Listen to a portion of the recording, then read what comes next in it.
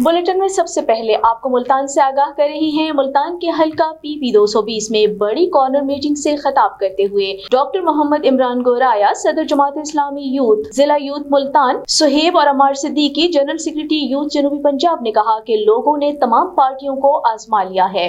अब लोग जान गए हैं कि बाकी तमाम पार्टियों का बयानिया फ्लॉप हो गया है। उन्होंने कहा कि सिराजुल हक एक दयानतदार लीडर हैं। इंशाअल्लाह उनकी क़यादत में हर पोलिंग स्टेशन से तराजू जीतेगा।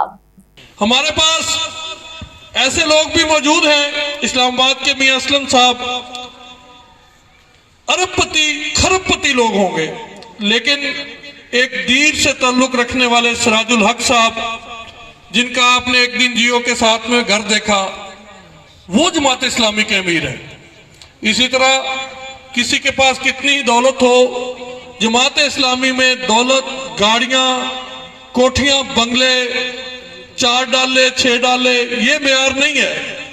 बिलाल अवान हमारा लीडर है जी, इंशाल्लाह। आमर शाह साहब हमारे लीडर हैं जी, इमरान खुर्शीद साहब हमारे लीडर हैं, काशिफ गुज्जर साहब हमारे लीडर हैं, और हम सब इनके कारकुन के तौर पर गली गली और कूचे कूचे जाएंगे।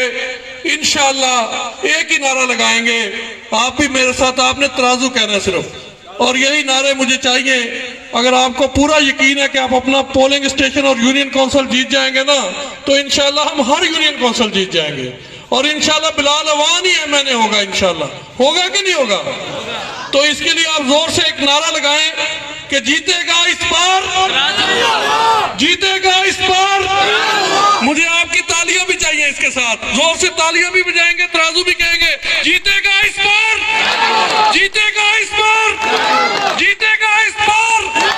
बिलाल का निशान, बिलाल का निशान, आमर शाह का निशान, काशिफ गुज्जर का निशान,